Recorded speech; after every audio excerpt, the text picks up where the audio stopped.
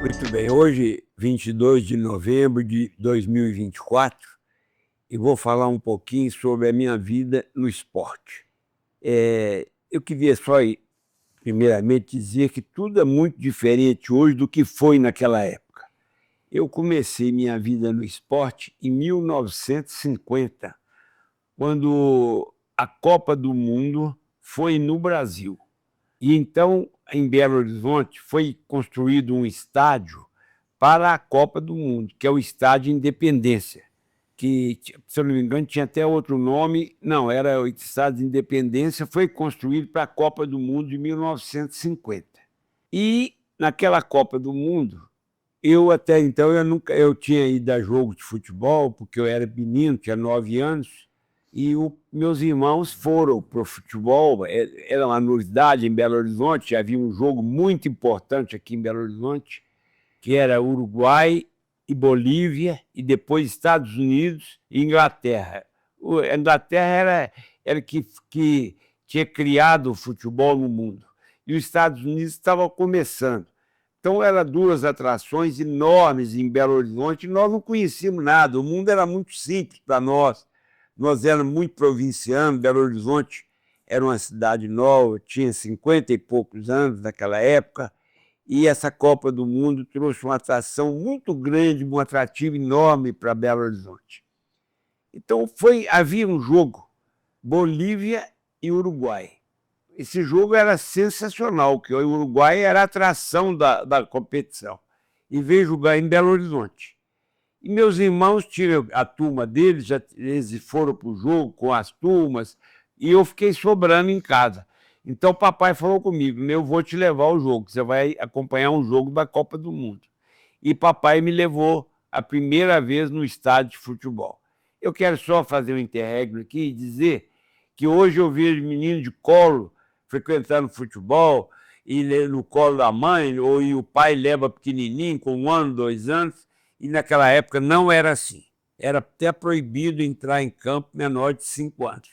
Então não era como é hoje. Você vê na televisão hoje criancinha no colo de mãe e de pai assistindo jogo, não era. Então eu fui primeira vez ao futebol com 9 anos. Papai me levou para assistir Uruguai e Bolívia. O Uruguai ganhou de 8-0 da Bolívia, e depois, nesse mesmo ano, ela viria a ser campeã do mundo em cima do Brasil. É uma história bem para frente. Então foi meu primeiro contato com o campo de futebol, foi na Copa do Mundo de 1950, num jogo Uruguai e Bolívia. Daí para frente, eu me apaixonei por futebol. Eu já era atleticano, acho que desde o dia que eu nasci, porque lá em casa meus irmãos todos eram atleticanos, e o papai não era. Papai era americano, porque na época dele, o América, quando o papai chegou aqui em Belo Horizonte, o América era um time melhor e tudo, tinha sido decacampeão, embora nós mexíamos muito com ele, que isso era no tempo do amadorismo, mas ele tinha simpatia pelo América, porque o papai, quando chegou da Síria, sem falar a língua, sem conseguir nada, eu já contei essa história, ele abriu um bar, e nesse bar os intelectuais de Belo Horizonte se reuniam no bar com o papai. E esses intelectuais, o chique na época era ser americano. Então o papai, por influência desses intelectuais aqui, Abílio Machado e outros, se tornou americano, mas era uma brincadeira, porque a família toda, 99%, era atleticana. Então eu já nasci atleticano, E fui assistir esse jogo, foi meu primeiro contato com um jogo de futebol. Eu fui assistir Uruguai e Bolívia. Daí para frente, eu me apaixonei. Logo no ano seguinte, 51, começou o Campeonato Mineiro. Quero dizer também que hoje o Atlético disputa Libertadores, Copa do Brasil, Campeonato Brasileiro, Campeonato Mundial, mas naquela época o futebol era muito modesto. O que tinha para a gente ganhar era Campeonato Mineiro. Todos os times aqui, Cruzeiro, Atlético, América, Vila Nova, todos eles disputavam, era o Campeonato Mineiro. Em 51 começou o Campeonato Mineiro. E tinha uma particularidade interessante, que o Atlético vinha desde 1942 ganhando o bicampeonato mineiro e não conseguia o tricampeonato mineiro. Quando eu chegava a vez de ganhar o tri, ele perdia e tinha que começar tudo de novo. E assim foi. Nós ganhamos 49, 50 e 51 fomos disputar o tricampeonato mineiro. Daí para frente começou minha vida nos estádios. Meus irmãos me levaram para assistir Atlético e Vila Nova disputando o tricampeonato mineiro. Foi uma época muito difícil, de muita chuva, e os jogos eram adiados. Eu lembro até de um jogo do Atlético e Vila que foi adiado por tanta chuva, e eles tiveram que fazer um outro jogo na quarta-feira com portões abertos. Vocês imaginam fazer um jogo de futebol com portão aberto? Meio Belo Horizonte foi para lá e cabia lá 20 e poucos mil pessoas. Então era uma confusão do lado de fora, mas eu fui com o Lício, Ademar e Jorginho, eu fui assistir esse jogo. E, lamentavelmente, o Atlético continuou acima dele e não ganhou um tricampeonato mineiro. O Vila Nova foi campeão mineiro e nós passamos novamente a não ser tricampeões, que era o sonho que o Atlético tinha, todo time tinha, porque o futebol era muito limitado, era muito regional. Então nós fomos para iniciar nova jornada. Aí ganhamos 52, 53 e veio o campeonato de 54. Aí era muito importante para o Atlético ganhar o tricampeonato e, por coincidência, era em cima do Cruzeiro.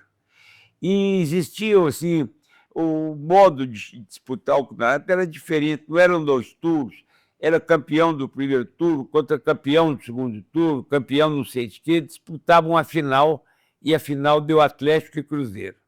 E o Atlético conseguiu, então, ser tricampeão em 1954, ganhando do Cruzeiro, e o Cruzeiro tinha muita medo que a Federação Mineira de Futebol protegesse o Atlético e pediu que viesse um árbitro de fora. E eles trouxeram o árbitro, que era o maior árbitro do Brasil na época, que era o Mário Viana. O Mário Viana tinha apitado a Copa de 50 e depois apitou a de 54 também, mas nós estamos falando antes disso. Trouxeram o Mário Viana, que seria mais uma atração para esse jogo Atlético Cruzeiro, e o Mário Viana veio apitar esse jogo. Só ele já era uma atração. E o Atlético ganhou de 2-0 e foi tricampeão mineiro. Depois foi tetra e foi penta. Depois teve um segmento aí. Então, a minha história no futebol começa aí. Começa nesses jogos, nesse Independênciazinho, que era um campozinho pequeno, mas para nós era um gigante, porque Belo Horizonte só tinha os estádios do Atlético, Cruzeiro e América, que eram pequenos, e então construíram o Independência, que foi uma revolução enorme no futebol mineiro. E nós começamos, então, a acompanhar o Atlético. Eu falo que a minha vida no Atlético começou em 51, e de 51 até hoje, nós estamos falando em 2024, eu acompanho o Atlético em todos os lugares, em todos os momentos. Eu estive presente em toda a vida do Atlético, torcendo, vibrando, sofrendo, mas sempre Atlético. E muitos casos passaram nesse período. Eu, menino, uma vez fui assistir um jogo do Atlético e Vila Nova. Vila Nova era um time muito violento, era do pessoal da mina de Morro Velho, era uma turma assim, de um nível diferente, muito violentos. A torcida brigava muito e nós fomos assistir um jogo, eu e 2 amigos meus, Atlético e Vila Nova, pegamos um ônibus aqui, fomos assistir lá em Nova Lima, mas não é a Nova Lima de hoje, que é praticamente dentro de Belo Horizonte. Nova Lima era uma viagem, era longe. E nós fomos assistir esse jogo lá, e no decorrer do jogo teve uma briga enorme, eles cercaram a saída dos torcedores, nós tivemos que pular um muro, caímos num córregozinho para sair ileso daquela jogada. Então isso era o Atlético para mim. Eu também me lembro de quando o Atlético contratou o Dario, Peito de Aço, era uma novidade. Aí eu já era mais adulto, eu já tinha formado em engenharia e fui assistir o primeiro treino do Dario lá no estádio de Lourdes. onde hoje é o BH, o Diamond Mall. Fui assistir o primeiro treino lá e nós até nos decepcionamos um pouco, porque ele corria muito, mas fez poucas jogadas lá. Então eu acompanho o Atlético desde essa época. Eu pegava ônibus aqui, aliás, pegava o meu carro, ia Juiz de Fora assistir Atlético ou contra o time de Juiz de Fora e voltava no mesmo dia. Era uma paixão enorme. Com meus irmãos eu saía, nós fomos a Itabira assistir o jogo lá em Itabira do Atlético. Então a paixão do Atlético era enorme e até hoje, cada dia mais. Então minha vida futebolística foi essa, acompanhando o Atlético e sempre participando. E até que um amigo meu me convidou para ser conselheiro do Atlético. Aquilo para mim era a mesma coisa de ganhar na loteria. Eu ia ser conselheiro do time que eu amo, que é o Atlético Mineiro. E fui com muito orgulho, tomei posse como conselheiro do Atlético, aí conselheiro eleito. O Atlético tem conselheiro grande benemérito, conselheiro nato, conselheiro eleito e suplente. Eu era um conselheiro eleito e isso para mim foi uma glória muito grande, ter sido eleito conselheiro do Atlético. E eu me dispus a trabalhar o tanto que eles precisavam. Qualquer coisa que precisasse de mim, eu estava disposto a ajudar o Atlético, como sempre estou até hoje. E assim fui crescendo dentro do Atlético. Conselheiro, indo nas reuniões, dando minhas opiniões, sempre com muito amor, e eu fui crescendo dentro do Atlético. Até que um dia, agora já vou avançar bastante na história, eu estava em casa, eu e Maria Helena, e o Alexandre Calil, que ia ser o presidente do Atlético, ainda não era, me perguntou: Emir, você gostaria de concorrer à presidência, à vice-presidência do Conselho do Atlético? Eu falei: ô Alexandre, eu nunca pensei, nunca na minha vida, uma coisa dessa. Nunca pensei. Mas se for ocorrer um fato desse, eu ficaria muito feliz. Então ele falou: o presidente vai ser o Manuel Saramago e você vai ser o vice-presidente da chapa. E assim nós montamos uma chapa, eu e o Manuel Saramago, e fizemos uma chapa que disputou contra outros dois conselheiros também, amantes do Galo, e lamentavelmente essa chapa nossa foi derrotada por 11 votos. Eles fizeram algumas coisas lá que nós não concordávamos, viraram os votos dos clubes de lazer do Atlético com alguma vantagem para os presidentes lá, e nós fomos derrotados por 11 votos. E eu tirei da minha cabeça isso, foi uma página da minha vida virada. Posteriormente, veio esse presidente que ganhou, ficou os 3 anos, que é o mandato. Quando estava terminando o mandato dele, eu estava no Diamond Mall e encontrei com ele, com o presidente do conselho. Ele então falou comigo assim: Emir, eu acho que o próximo presidente do conselho deveria ser você. Ele chamava João Adizone Reis. Chama, ele é vivo. Eu falei: ô João, eu já me aventurei aí a ser vice, nós perdemos essa eleição aí, eu acho que não vou mexer com isso mais não. Ele falou: não, eu acho que você é a pessoa adequada para ser, porque o presidente agora é o Alexandre Calil, é seu primo em segundo grau, você tem todo o acesso, e eu acho que o Atlético ficaria muito bem com você na presidência. Falei: olha, tudo bem, mas quem tem que falar isso comigo é o Alexandre. Ele falou: então vamos lá. Nós estávamos no Diamond Mall, atravessamos a rua, fomos na sala do Alexandre e o João falou: Alexandre, estou com o Emir aqui e eu acho que nós devíamos indicá-lo para ser o presidente do conselho. O Alexandre, evidentemente, já tinha tido essa ideia, porque o Alexandre é uma pessoa muito inteligente, muito na frente do tempo dele. Ele deve ter tido essa ideia também, provavelmente conversou isso com o João, e então me convidaram e eu então aceitei ser presidente do Conselho do Clube Atlético Mineiro. Também não foi uma eleição fácil, porque montaram uma chapa lá do outro lado, uma chapa de oposição ao Alexandre, que tinha bastantes pessoas. O conselho nessa época era um conselho muito conturbado. Eu quero dizer para vocês que o Atlético era um dos conselhos mais conturbados do futebol brasileiro. Ninguém se entendia, era um lugar horroroso, a sede do conselho era horrorosa, a galocura ia para a porta, ficava tocando aqueles tambores, aquela coisa para impedir a reunião. Era uma coisa difícil. E eu digo para vocês que eu sou uma pessoa de vários cargos eu ocupei na vida, mas a reunião mais feia que eu já presenciei na minha vida foi a reunião do Conselho do Atlético, onde um presidente que estava na época discutiu com um conselheiro de uma forma que eu nunca tinha visto na minha vida em nenhuma reunião que eu havia participado. Aí, quando eu me considero para ser presidente, eu pensei, mas eu vou me meter nisso? Eles contam, eu acho que isso é lenda, que quando o Marum Patrus foi presidente, ele precisava de resolver uma coisa lá, ele era delegado da polícia, contam. Eu não sei se isso é lenda ou é verdade. Que ele tirou o revólver, pôs em cima da mesa e falou, hoje nós vamos sair daqui resolvido com esse assunto, ninguém sai daqui sem resolver esse assunto. Este era o clima que havia no Conselho do Atlético quando eu assumi. Então, assumi o Conselho, ganhamos aí, foi uma diferença enorme da nossa...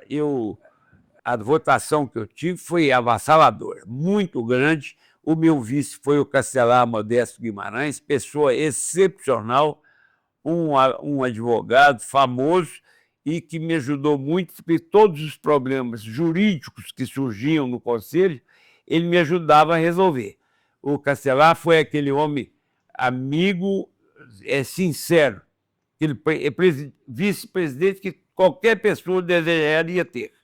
Uma pessoa maravilhosa, uma pessoa que só ajuda, não tem uma palavra de contrariedade, só ajuda. E não quer nunca ocupar o seu lugar. Isso é importante, porque todo vice, eles falam que deseja ser presidente. Ele não tinha esse desejo. Então, ele me apoiava totalmente. Então, eu e o Castelar assumimos, e eu, então, fiquei com aquele... Agora, o que eu vou fazer? Esse conselho desse jeito, nessa braveza, com tanta gente contra, com tanta divergência, eu preciso de dar um jeito nisso. E eu, então, criei a frase Paz no Atlético, que eu ia implantar Paz no Atlético. Esse foi o nome da minha chapa e foi o lema da minha estada lá nesse período.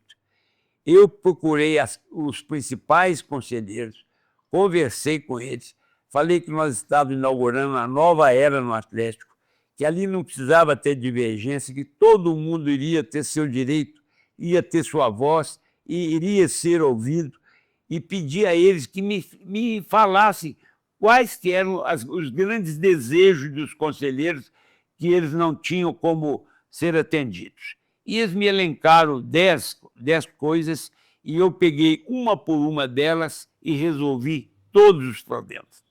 Só para falar assim por alto para vocês, a compra o ingresso na época que eu entrei, eu não me lembro bem o ano que eu entrei, deve ter sido 2011, o ingresso era físico, era um papel, você comprava, recebia e entrava no jogo com aquilo. Hoje não é mais, hoje é tudo no computador, você chega com o seu telefone, seu ingresso está lá, acabou. Então a venda de ingresso era feita na sede do Atlético lá em Lourdes. Quando o jogo era maior, para vocês terem ideia, dava 2 voltas no quarteirão para comprar ingresso. 2 voltas no quarteirão, a fila para comprar ingresso. E essa fila começava 4, 5 dias antes do jogo, a fila para comprar ingresso. Então tem gente que dormia na fila, botava a barraca, dormia na fila, e aquilo era uma coisa doida.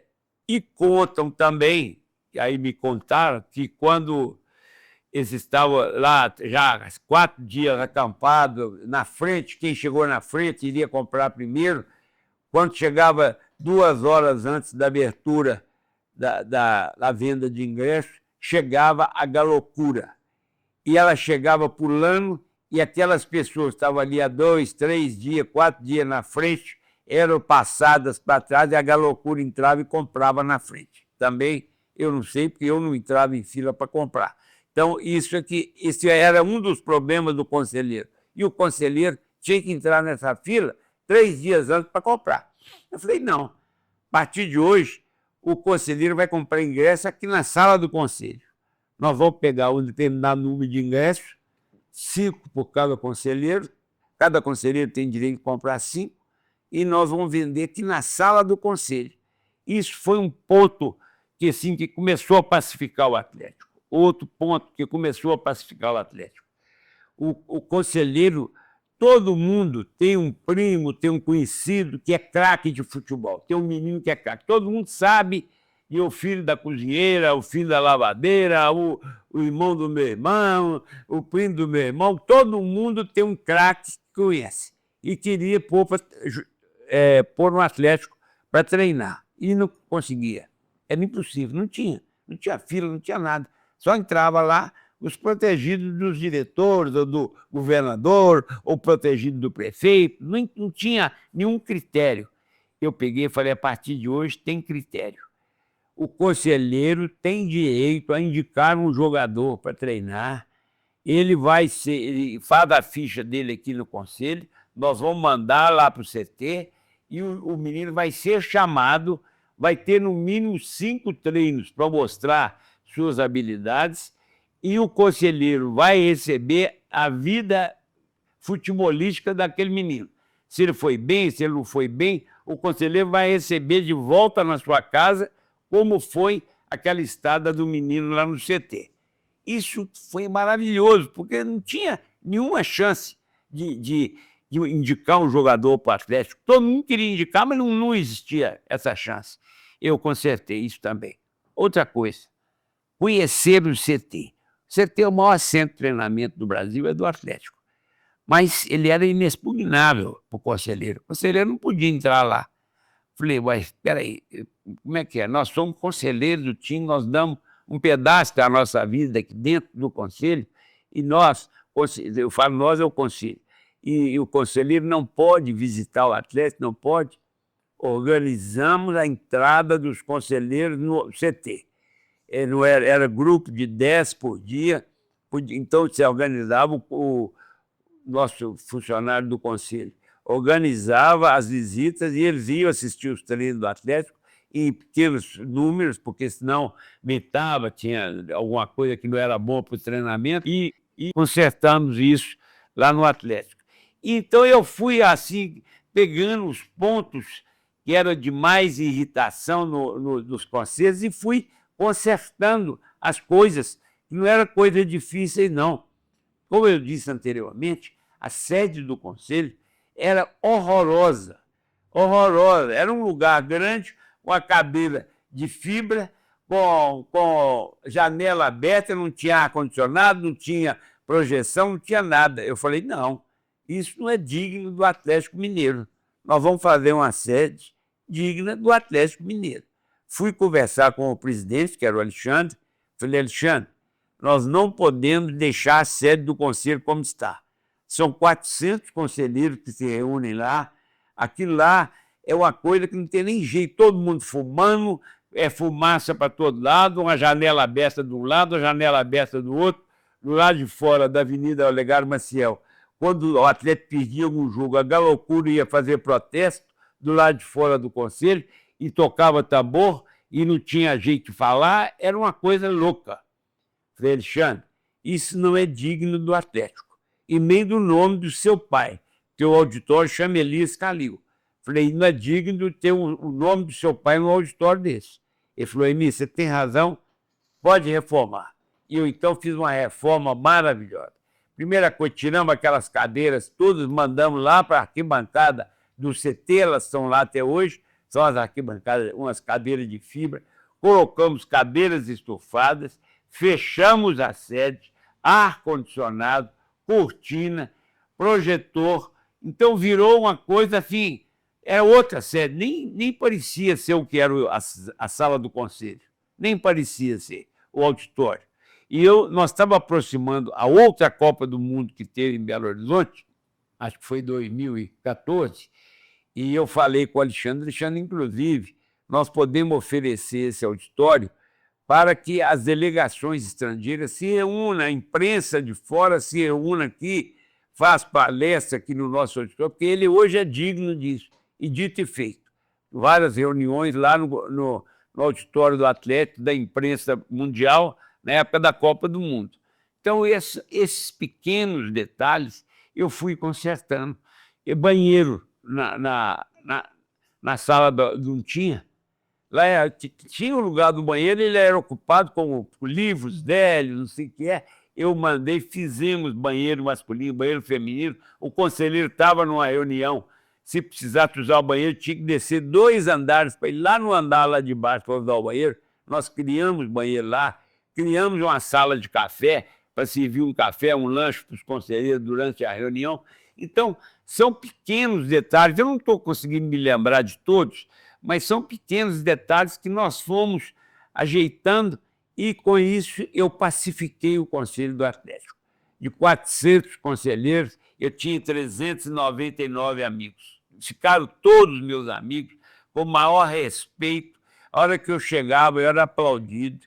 A hora que eu começava a reunião, que eu terminava a reunião, era aplauso para mim, porque eu levei e consegui resolver todas as arestas que os conselheiros tinham com o clube. E não era só essa, tinha outra de futebol também, coisa que a gente foi resolvendo no dia a dia. E nisso eu fiquei 2 mandatos como presidente do Conselho do Atlético. E o Castelar, 2 anos como meu vice-presidente, 2 mandatos. E nós ficamos lá e fizemos um trabalho maravilhoso no Conselho. Até hoje eu sou chamado de presidente.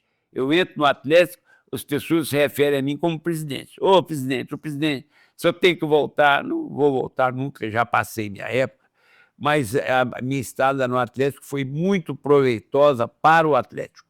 Eu consegui fazer uma pacificação no Atlético. E eu fazendo a pacificação do Conselho, eu dei ao Alexandre, que era o presidente, condição de governar o Atlético, de dirigir o Atlético com muito mais tranquilidade.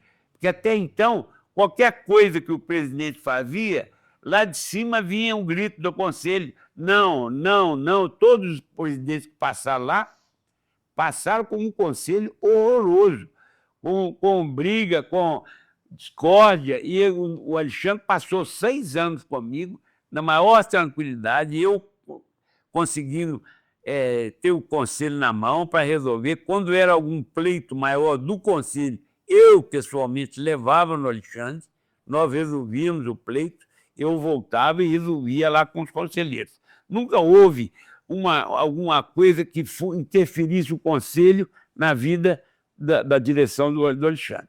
0. Então isso foi muito bom para ele.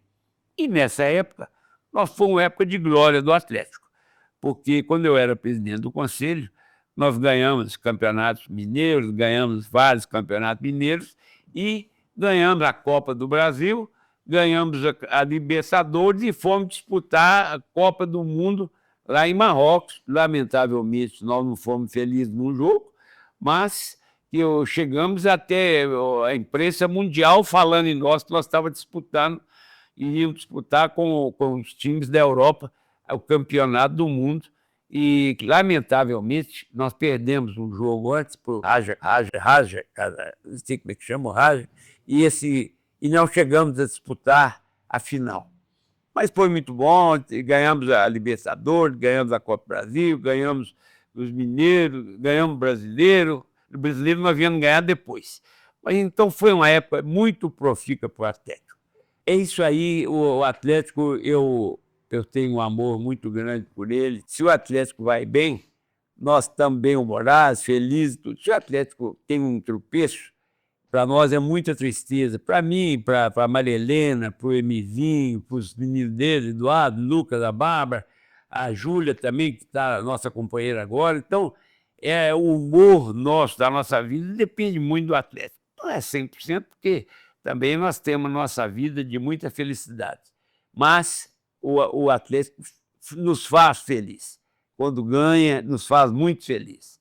Então, a vida minha no Atlético foi profícua. Eu hoje sou conselheiro grande benemérito, é o título máximo dos conselhos hoje, porque a categoria nato está em extinção, só os que eram natos que ainda são chamados de natos, mas que quando eles vão falecendo, a categoria está acabando.